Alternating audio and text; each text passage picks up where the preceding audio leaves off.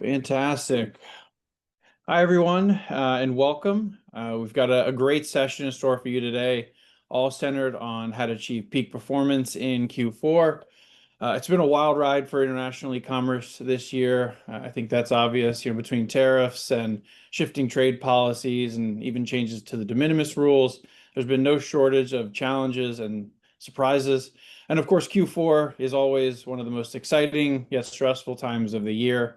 The good news is that through thoughtful and effective planning, it's possible to lower that stress and set yourself and your customers up for success. And that's exactly what we're going to be diving into today. For those of you I have not met, I'm Andrew Brown, Vice President of Customer Success here at Passport. And along with Kat Sun, our COO, we're thrilled to be your hosts and to guide today's conversation. But with that, let's meet our group of panelists. I'm going to let them introduce themselves, and we'll start by passing it over to Kat. And along with the standard intro information, if you could also share the strangest thing that you've seen during peak. Hi, I'm Kat. I'm the COO here at Passport. I've been here for 7 years, so I've seen many peaks at different various stages of where we've been at. And not quite peak, but one of the strangest things I've seen in general was in May of 2020, May of COVID, USPS, and I hope some of you remember this or don't remember this. I've blanked some of it out as well.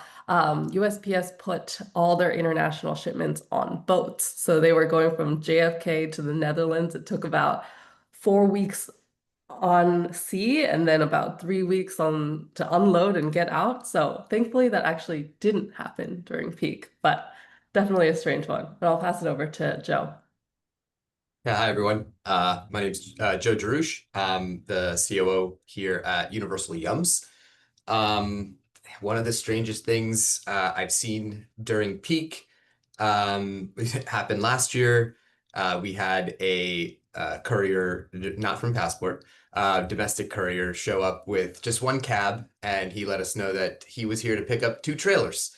And we're just like, how's that going to work? They're 2 53-foot trailers. I don't know how you're going to drive both of those away at once. And then he kind of realized what we were saying and was like, oh yeah, that is a problem. So I just think it's busy for everybody, and it's why it's important to keep a clear line of sight on the details. But that was one of the funnier things that we'd seen. Avi, do you want to go next? Sure. Avi Moskotwiz with PrettyDamnQuick. We're about segmenting and optimizing and checkout using testing. Crazy situation, also COVID with me and actually my brand. I got into this solution because I have a craft beer company, and we had loaded up pallets. It was really in the craze of COVID. If you remember, alcohol suddenly became an online thing. It didn't exist before COVID. I know we forget that you couldn't actually buy alcohol online just a couple of years ago. And our team had mislabeled pallets. So one pallet was going to the wrong carrier. We had one going to UPS that should have been going to FedEx, and the other one going to FedEx instead of UPS, the entire pallet. And that was the first time we created a feature that enabled us to switch the two, even though the barcode was the same. Otherwise, if you can imagine, we had to bring both pallets back from the distributed facilities and go through that whole process of changing. So that's something I'll never forget, because it was quite a 12 hours of reprogramming those pallets. Great to be on the panel with all of you guys, and look forward to sharing. Awesome, great. Kabir, how about you?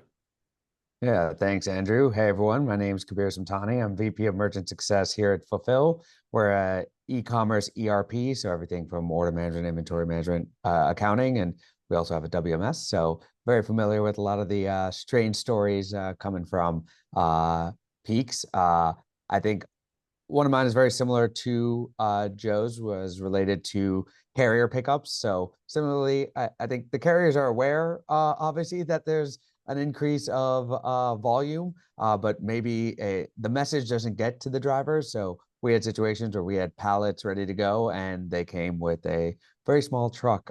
So we had to frantically call some of the additional carriers. We had to reroute, change some of that. And so it worked out in the end. Customers got their stuff on time, but always a little hectic during peak. Fantastic. And last but not least, Kevin. Hi all, I'm Kevin Swearingen. I'm Director of Transportation here at ShipBob.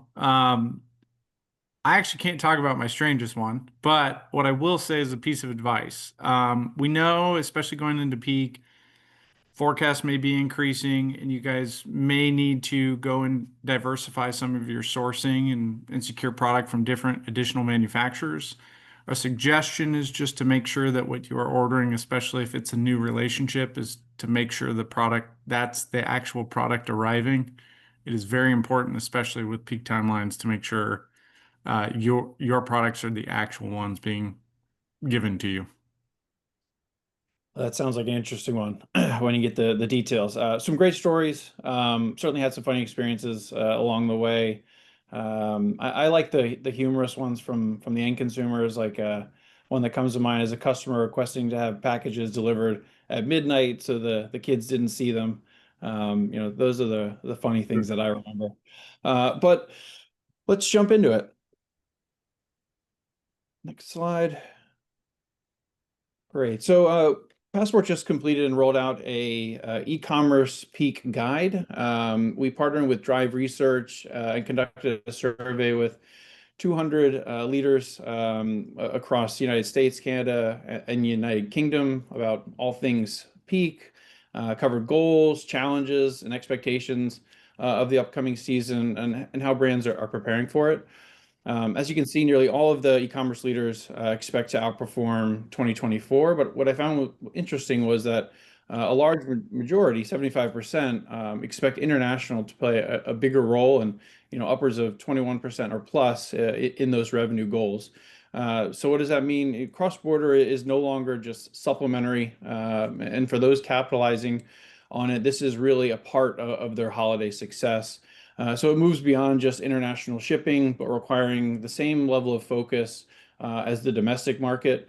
And the brands that have a clear, informed strategy are really going to be able to differentiate themselves, protect those margins, and deliver standout customer experiences. But we'd love to hear from the group. Joe, how important is international for peak for you, and why? Yeah, I think this year for us, international during peak is going to be really, really material. I think as we'll get to later in the presentation, we saw a really huge spike in volume in Q1 of this year as it pertained to our international sales. And so if it went up, around 12x in Q1, I can't even imagine what that's going to mean for us in peak. So yeah, I think that the Canadian market specifically becomes really, really big for us. And the latest announcements of retaliatory tariffs kind of going away for products going into Canada, and then following the de minimis rules that we had been following for years, really allows us to turn that spigot on completely. And really looking forward to seeing our biggest international orders for a peak season this year. And so there'll be a lot of learnings that we take from that and we apply to next year, but we're certainly ready for that volume. We have the right partners in place to handle that volume in Passport and Fulfill. And so, yeah, we're just kind of anxious to get going, to be honest. That's great to hear. And for the rest of the panelists, how important is international peak for your customers? Anyone want to weigh in there? Yeah, definitely. I think it's both you and Joe touched on it, but it's huge for everyone this year in the sense that obviously it's getting harder to compete in the US market and having like more higher customer acquisition costs across the board. So being able to execute operationally internationally means that you can drive some of the growth that customers need to see in 2025 with international shipping. So we've seen it across our customer base going into markets, not just Canada, but UK, and all of Europe, as well as even Japan and Australia. So if you can execute, it can be a big differentiator for the brand.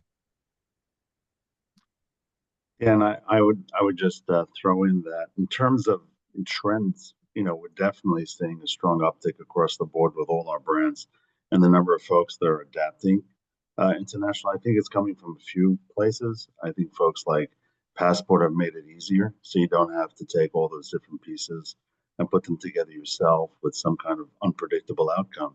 But also, a lot of the success in international, very similar to domestic, comes from trust and confidence. And over time, if those customers are getting more clarity about when they're getting the delivery and it actually arrives on time, giving them the information up front about duties and customs, all that information is supporting more successful checkouts and as opposed to the abandoned. So we're seeing that trend continually grow, and that's I think it's a reflection of the maturation of the market and that the products are really meeting the needs of these international buyers. Fantastic. Thanks, everyone. If we move to the next slide, you'll see that in the survey, we also asked these e-commerce leaders to pick top 3 peak season goals or concerns. Number one, obviously, we saw was centered on fulfillment, which makes sense, cross-border. There's a lot of things that can come up, particularly in peak. But we also saw a lot around conversion and maintaining or improving margin. So really tied to more of the sales goals for these leaders. Avi, would love to hear your perspective on what are effective ways that you can improve conversions without impacting profit. Yeah, and look, these things apply the entire year, but certainly suddenly during peak it becomes even more critical because the mistakes and the stakes overall are much higher. So when you think about the kinds of things that lead to successful conversion, for the most part, it's trust and confidence. Many of us experience this, but we don't really fully weigh the impact of retail versus e-commerce. Retail, you have the trust and confidence because you have a physical store, humans, you buy a product, you actually leave the store with the product. So you can imagine even domestically in e-commerce, there's a huge leap of faith when someone's leaving you money and leaving the store without the item. That gets even, significantly more impactful for someone who's international and has no idea, has never been to your store, never seen your brand before, potentially.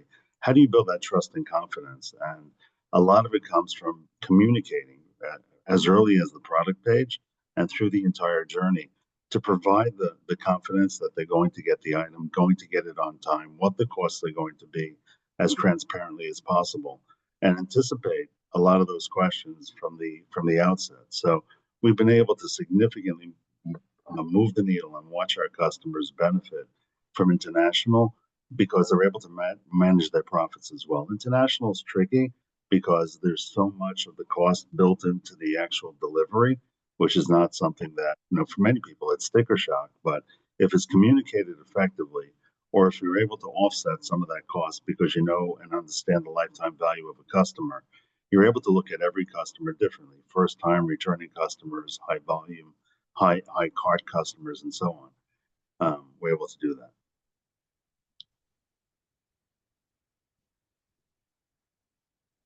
Kat, you're on mute, but we do want to hear from you. Oh, thank you.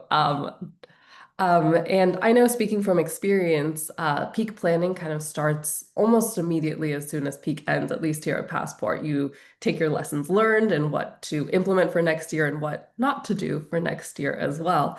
But we've also seen some of our highest shipping customers come into peak without much of a forecast at all. I'm sure, Kevin, I see you nodding. I'm sure you've seen both of these things.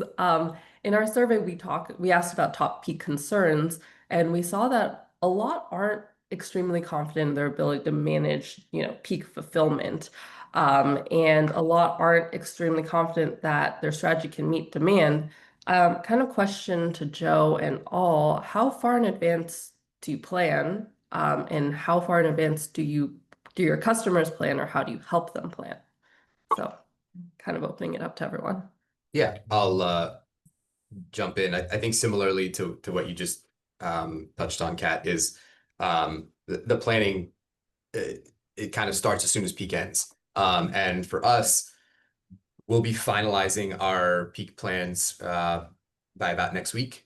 And what that means for us is taking our forecast for the peak season, translating that into daily demand, segregating that daily demand out by our carriers based on where those customers live and where we're shipping those orders to.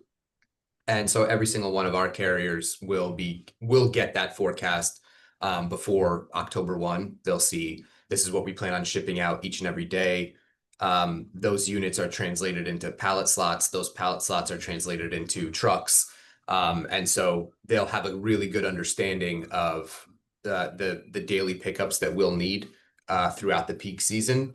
If that means, we're shipping LTL, we'll communicate that. If it means we're shipping FTL, we'll communicate that. If someone can show up with a box truck instead of a 53-footer, we'll communicate that. But we try and make everything really as clear as possible. I mean, for us, our volume is going to 10 to 15x what it normally would during peak. So being really clear with our partners, it's one thing to get everything labeled and get it ready to go. And it's another thing to have, trucks arrive on time and have pickups arrive on time so that we can get everything out to the customers. There are many days where we will have more trucks needed than we have bay doors. And so we will be communicating when things, not just when trailers need to be dropped off, but when they need to be picked up and when the subsequent trailers need to be dropped off. So yeah, I mean, we're really looking to finalize everything by next week and get everything to our partners before the end of the month. And that's been working for us for the past couple of years. And so we're looking to just replicate what we've been doing in recent years to keep the success that we've had.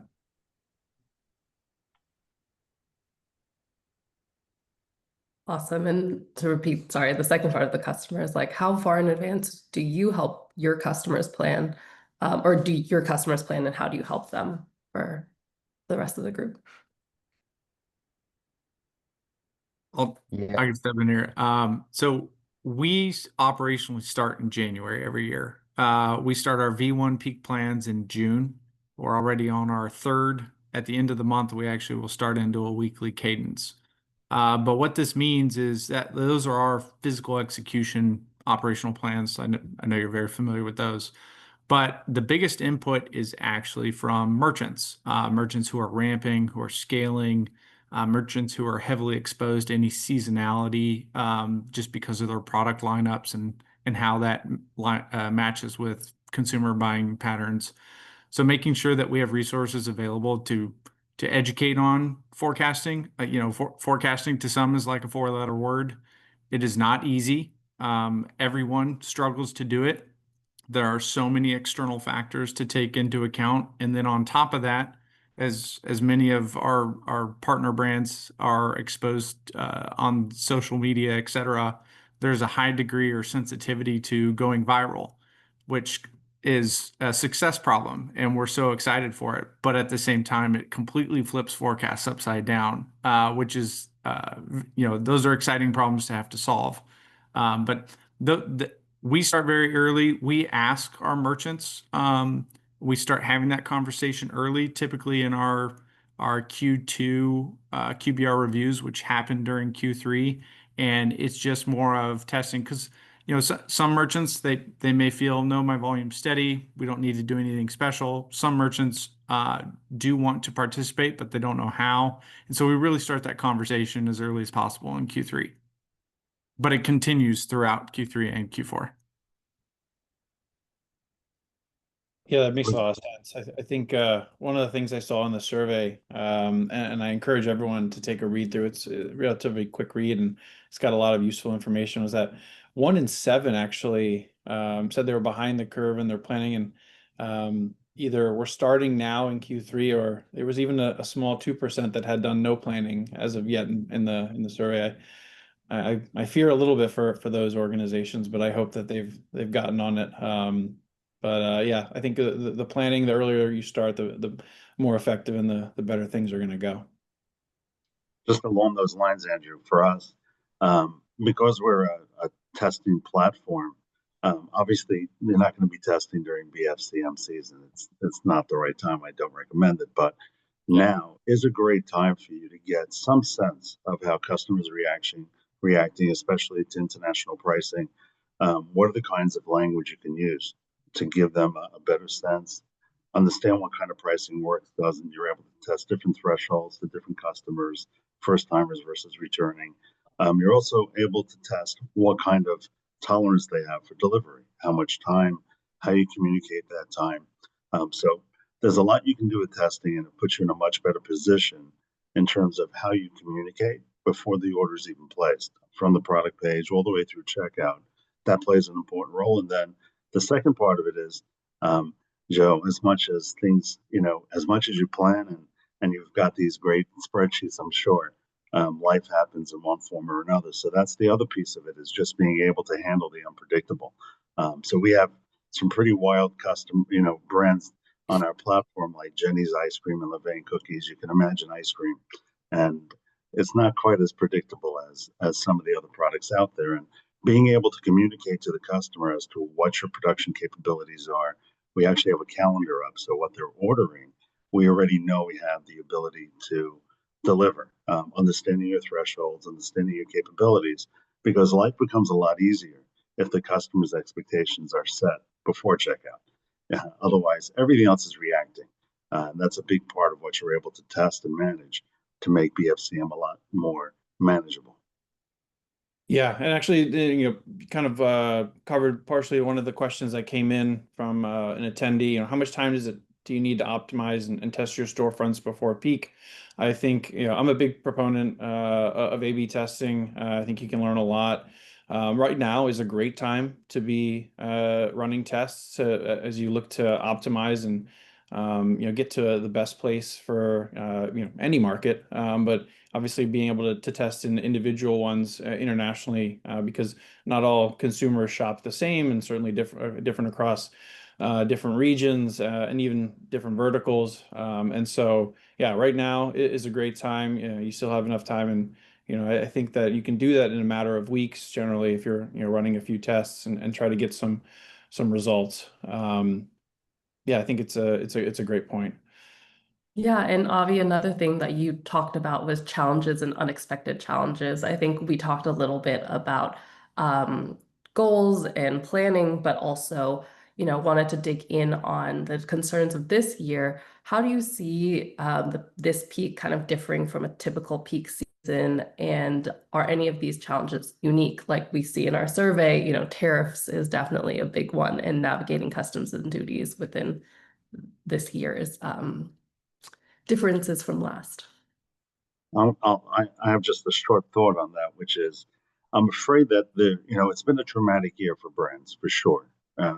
Not because of bad things happening and good things happening, but the unknown, and the unknown is really difficult. And I would encourage brands not to overreact and go into the season by over-promising, over-discounting, and taking a protective position, because that'll hurt. And we've seen some of that. That's like a bad BFCM. A great example are folks that are upselling items, but that second item that's being upsold actually has to go into another box, and that takes you from a profitable sale to a losing sale, for example. So you just have to be really careful that your unit economics remain even through BFCM, because while of course you want to benefit from the increased revenues, you want to manage those profits and ensure that every sale you make is profitable, because then you can really celebrate every sale. But if you're not sure, and you're not, you're pricing because you feel like you have this tension of, I have to get this sale, that may actually put you at a worse position than not having made the sale at all. Yeah, I also like the point around flexibility. I think that everyone has a plan, whether it's operations or marketing, particularly marketing, that plan's been laid out and resources allocated. But be flexible. There are things that you might not foresee that you want to then capitalize on demand in certain areas or on certain products. And so I think to having an open mind as you go into the peak season, and look for those opportunities, because maybe something that you hadn't thought of, and something that you can really take advantage of as you go into it.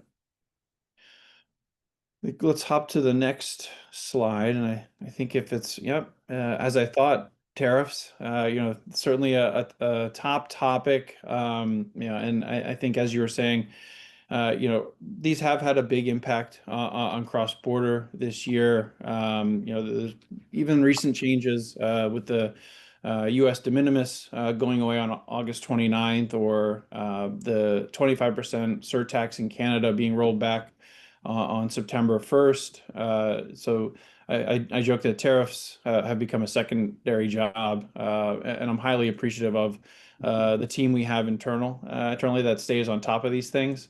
And we do have a resource for everyone. If you haven't taken a look, we have a TrumpTradeTracker.com that keeps you up to date on all of the news and changes. So really super useful resource that we put out there.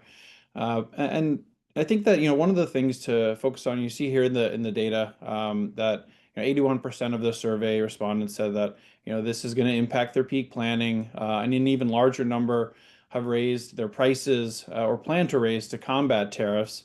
All of these tariffs kind of have played. They don't have to necessarily be at the expense of margin.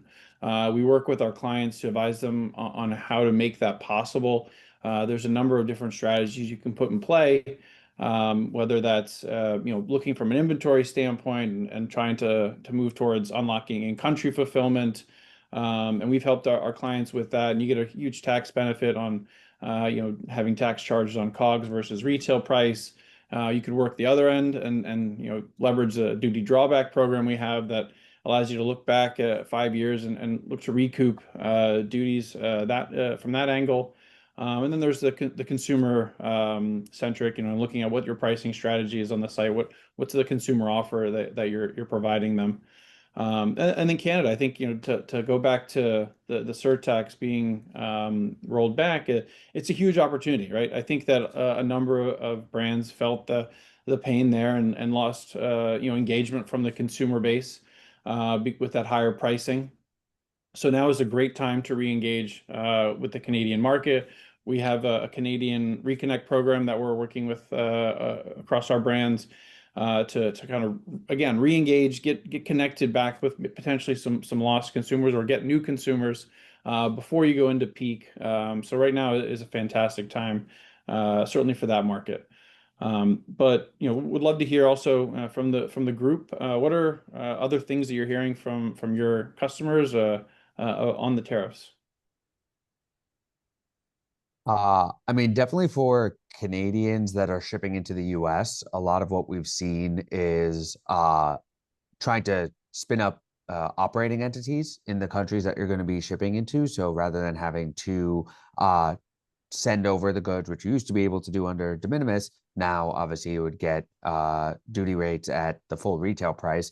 If you have an operating entity here, you can transfer the goods, sell it to the operating entity in the US, and then sell it to your customers in the US. So that can have a pretty substantial impact, and we've seen that implemented for a few of the Canadian merchants shipping into the US, or really any international merchant.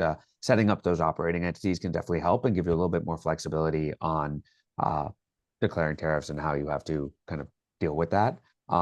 So that's been pretty helpful. I think I'll just add just general education in the space. It's not, don't be afraid to raise your hand and say, I don't know, I need help in this space. The reason why I say that is, the players here, we have a lot of resources.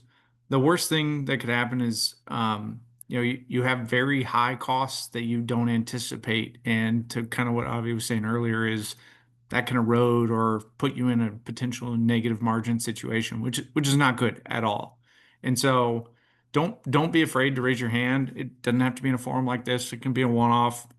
You have different individual POCs who are assigned to, sort of support you in your journey. Reach out to them, let them know that you have questions. We want to make sure that you guys are all successful. Your success leads to our success as well. And so we just want that to continue to perpetuate.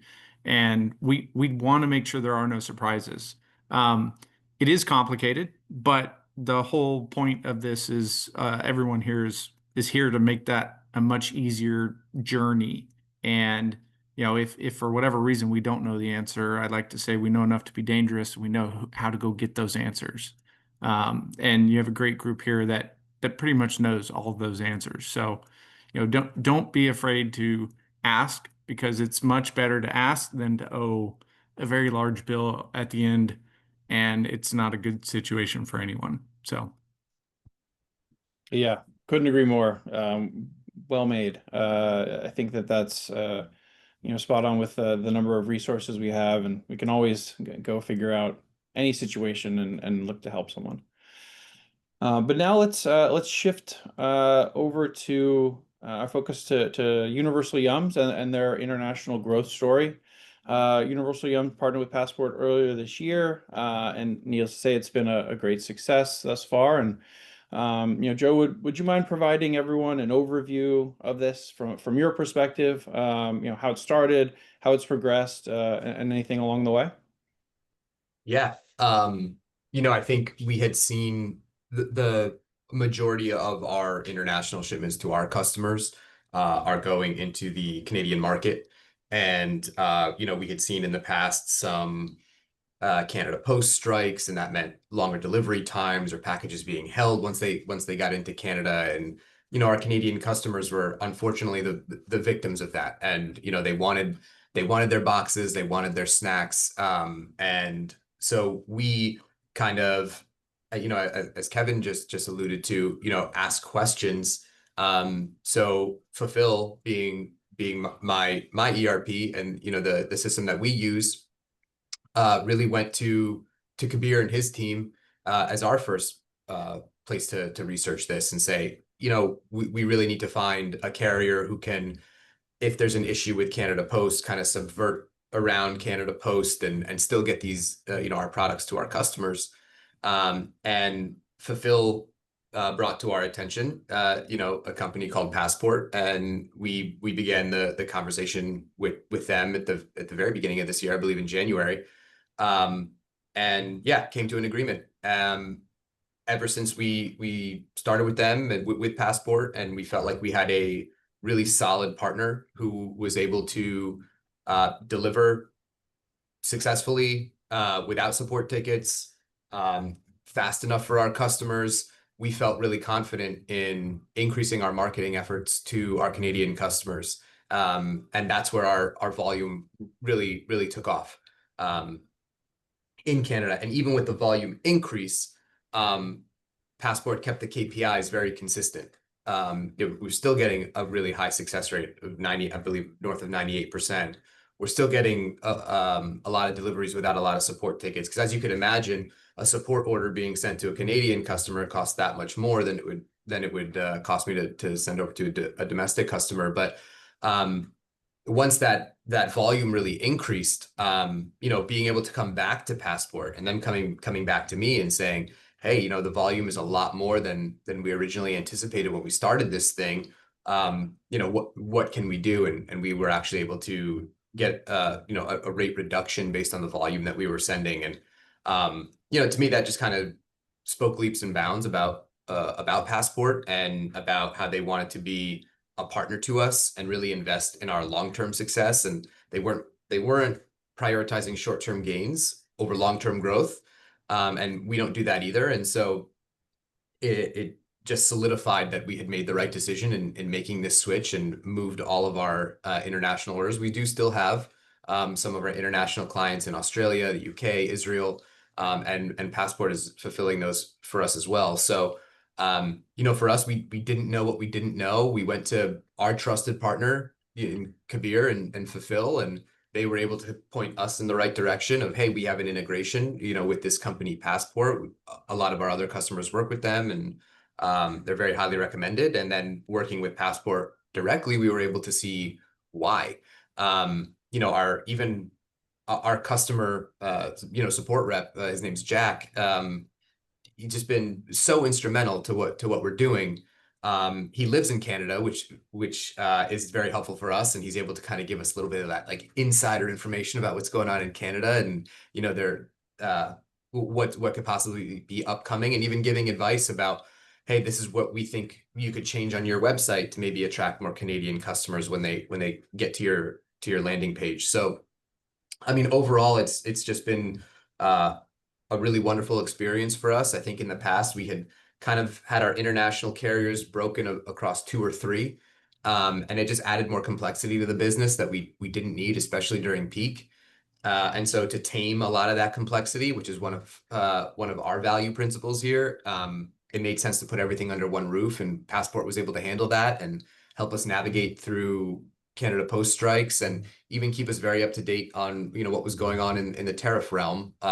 For us, tariffs are not just on outbound to our customers, but every snack that you see here on the screen is imported from a different country. None of our products originate in the United States. So you can imagine what that did to our cost, being that every single product we were now bringing in was subject to these tariffs. And so getting really creative on where we could lower cost so that we didn't have to raise prices for our customers.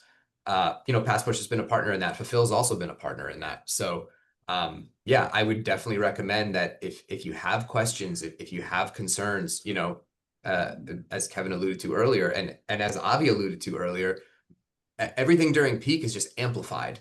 So if you're having a problem in Q2, that problem is going to be amplified during peak. And so being able to lean on your partners and the experts definitely got us to where we are today, and is the reason we feel very confident in our preparation going into peak. So that's been our experience, and very grateful that Fulfill made the recommendation and actually made the introduction and then helped us kind of start working with Passport. That's great to hear. I think, and I appreciate the shout out to Jack. He's a fantastic team member here. And one thing I did enjoy, in the case study as a fun fact is that you went from less than a pallet a week to Canada to I think 8 to 12, which is fantastic growth. I'm gonna set a number internally on, I think, where we can get that pallet up to in peak. It's going to be hopefully double that figure. But I'm excited for the growth, and thank you all for the positive remarks. Now I'm going to pass it over to Kat, who's going to talk about our partnership with ShipBob. Yeah. Hey, Kevin, how are you doing? Okay. I know that you're definitely used to challenging peaks and needing to move quickly. Like last year's peak, when Canada Post decided it was the perfect time to strike. Joseph, I know you alluded to that as well. Would love to talk a little bit about how we were able to work together to basically save Canadian Christmas.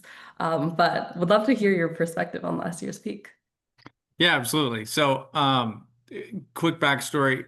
So Passport obviously is a global partner with ShipBob. We do a lot of cross-border support, etc.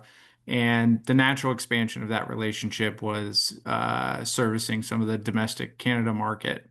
Now, we had kind of started to expand in that space, but to everyone's surprise, Canada Post ground to a complete halt, which was not normal. We've seen some of this in past years over the last decade or so, but never an immediate halt. And so we spent some late nights expediting some processes and discussions that we already had in place. And to the themes earlier on the slides, continuity was maintained. That's the biggest key, right? You guys don't want to have to solve these problems, and you shouldn't have to solve these problems. And this is why we're here. We were able to partner with Passport. All volume, or I shouldn't say all, 95% of volume was maintained. I'll get into that in a minute. And albeit we did have a day or two of bumps, just because the entire country, I would say, faced a day or two of bumps. And but beyond that, we grew, and it didn't stop us to the point where we've maintained that relationship. Unfortunately, some of that uncertainty has also continued into 2025, and we're still in it now. But in spite of that, ShipBob, we've grown our footprint 40% this year. Our Canada growth is, we'll just say 2 digits, and it's still continuing on that very strong path. We're shipping more volume than ever. And the quick call out on 95%. So if many of you don't know, Canada is quite unique in some of its geography.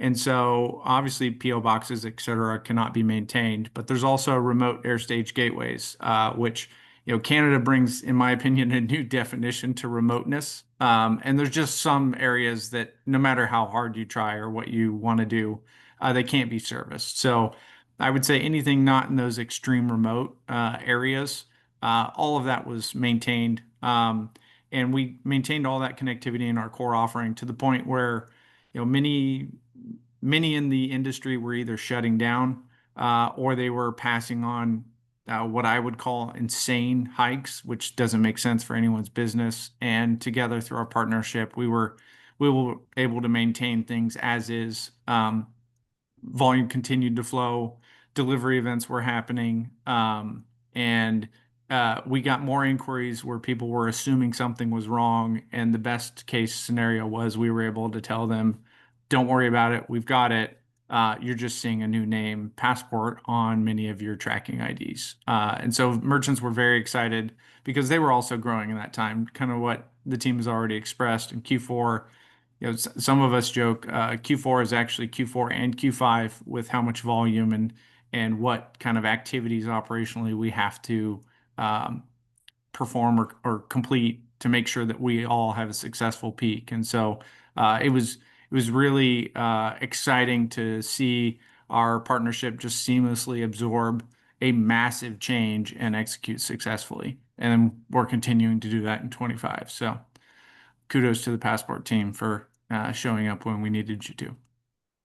Awesome. Yeah, and Kevin, you referenced 25. I know this year with Canada Post, they're also threatening to strike once again, and the service is a little bit slower, and Passport has continued to keep our routing away from Canada Post as much as possible to minimize those service disruptions to our partners like ShipBob and any other Canadian consumers. So definitely one of our highest priorities to make sure there are as little disruptions as possible, not just through peak, but throughout the year.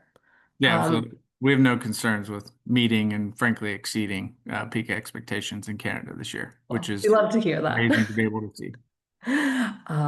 Yeah, so I mean, the main takeaway here is that service disruptions happen, and like someone said, if it's high during Q2, it's going to be amplified even more during peak. And we love to be an international partner who can adapt and overcome to help you guys deliver and meet your customers' needs, because Christmas is important to a lot of people and everyone wants their gifts.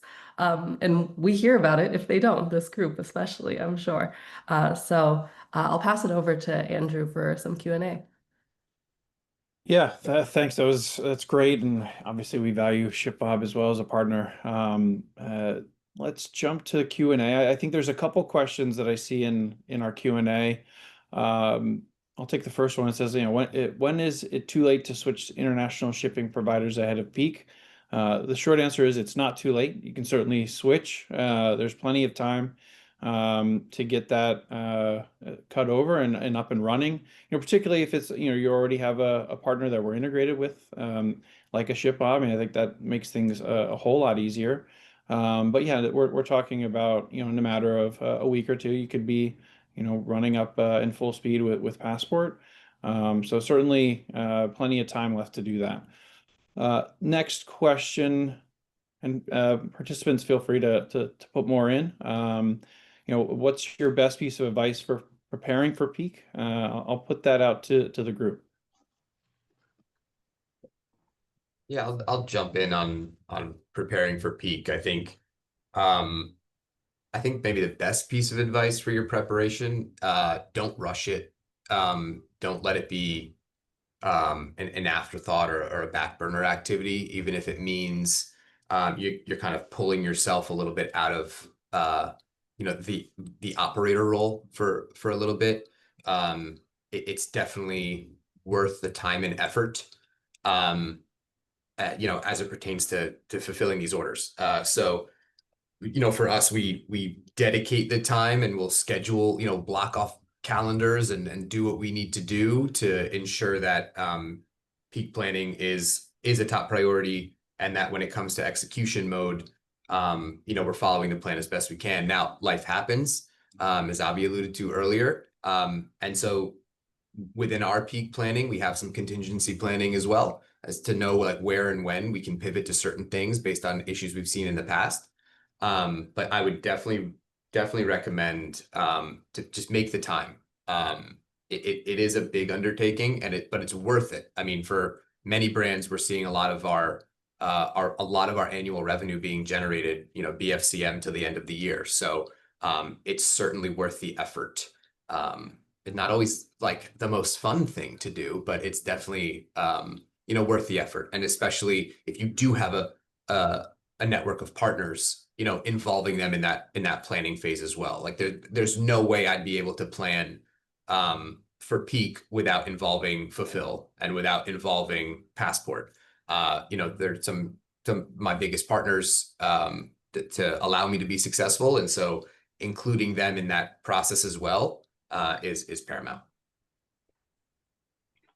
I would just mention that even though I said don't try not to react impulsively during BFCM, I would say that it's actually a good opportunity to review all your pricing, what you're charging, because if you're going to make an adjustment, now would be the right time to do so, because the impact is going to be amplified. So you can consider raising prices, but again, test into it. There's plenty of time. It's a good 4 to 6 weeks left of testing period. That's like a lifetime. In the life of testing, you're able to test your pricing, your messaging, make sure that there's clarity around your promise, and ultimately protect your profit. The other thing I would mention also is remember the tracking. Like after checkout, you want to make sure that you have the tools to communicate delivery, when it's coming. All those things are just important, especially for lifetime value and having that customer come back. You're going to provide a great experience. Make sure that you're communicating it. Yeah, I think that's great advice. And kind of building off both of those is related to communication, both internally with your teams and then externally with your partners. So fun story from a previous peak is that like marketing teams, they tend to love to do bundling to increase AOV during peak, right? Buy this together and it gets AOV higher. They might bundle things that aren't usually bundled together. And so telling your 3PL or telling your fulfillment partner that, hey, these two items are going to be promoted together and might make sense to put them physically next to each other. I mean, that can save a few seconds per shipment. That really adds up when you've got a lot of shipments. So just over communicating with your fulfillment partner, whether that's an internal team and you're doing your own fulfillment or with the 3PL, it can really make it so your customer has a better experience. Because Joe alluded to this before, but operational excellency can lead to additional revenue. If you are able to deliver on the promises to your customers, that'll increase the LTV. That'll make them want to come back, and being able to service additional countries in a way that delivers a good experience really enables that as well. So be on top of it and prepare for this BFCM. Yeah, I'll just add here too. There will be challenges in peak, right? Nothing is perfect, and we're going to have to solve things. Don't feel like you have to solve them by yourself. Challenges that may be daunting or something you've never faced before, somebody else in your network may have already solved this. Somebody on my team may have just dealt with the same situation. We have a perfect recommendation. So my encouragement would just be along the lines of what make sure that communication is a two-way street. Reach out to your partner network, tell them what you're facing, ask them for advice. You don't have to act on it, but if that's a shortcut to finding ways and options for you to solve whatever challenge you're facing, like use that network. And it's not all a bad thing. Like you may have ideas that, again, what kind of Kabir was mentioning of, you might want to do a bundle. You might want to do some custom packaging, but you don't have the relationships to support that.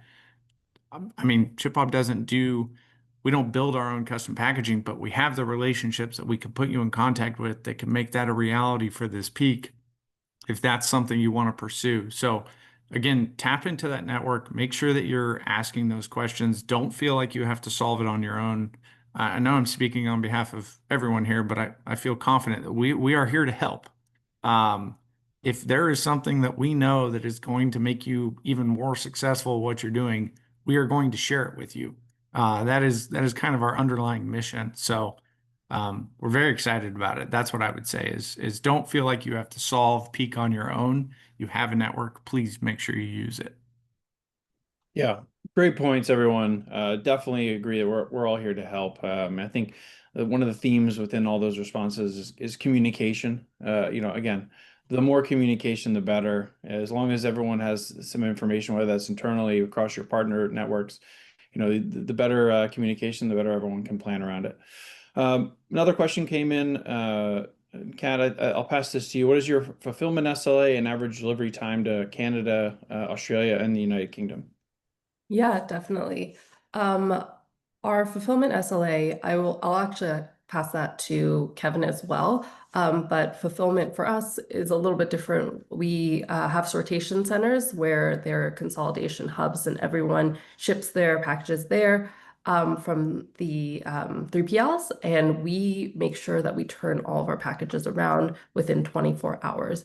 And from that point on, our SLAs to the UK, Canada, and Australia. For the UK, it's about 3 to 5 business days. For Canada, around 4 to 6, and Australia is about a little bit under 10. So obviously, those are ranges, and it really can depend on from where your 3PL is in conjunction with our domestic facilities, and also which of the 3 that they come out of. So the answer is it ranges, but if you have specific questions, you can always send over your details and we can make sure to get you some more accurate information. But yeah, I'll pass it over to Kevin for your fulfillment SLAs in terms of ShipBob. Sure. Yeah. It's going to depend on your service level. In general, the fulfillment side of things is either going to be same day or next business day. In the US, we operate 7 days a week at almost all facilities. In Canada, it's 5 Monday through Friday. Sometimes that will expand. It's all going to depend on some of the forecast inputs we have. In terms of the transportation side, kind of similar to what Kat was saying, is there's so many different options of service levels. Basically, whatever you're seeking for your merchant in an offering, we probably have that service level. I'm sorry. We have that service level. It's just a matter of making sure that you ask your rep because we don't preload all of them. There are so many of them, it would just be confusing and it would not be a pleasant experience. So please make sure you're asking your MSM or your account rep, and they can share that with you. We have overnight services. We have 2-day or next services. We have express, we have standard premium. We also have economy options. So whatever your adventure is that you're wanting to choose for your end customer experience, we can support that. Fantastic. Great questions. We're gonna, unless there's any more, we can call it there. I want to thank so much everyone for spending time with us today. We hope you're walking away with practical insights to help stay prepared and really maximize your performance this peak season. I'll have the Passport team. I want to thank our panelists for sharing their expertise and for everyone for joining and engaging with us. If you'd like to continue the conversation or if you have any follow-up questions, please feel free to reach out to us directly. Wishing everyone a smooth, successful, and high-performing peak season. Thanks again, and we'll see you next time. Thanks all. Thank you. Thanks, guys.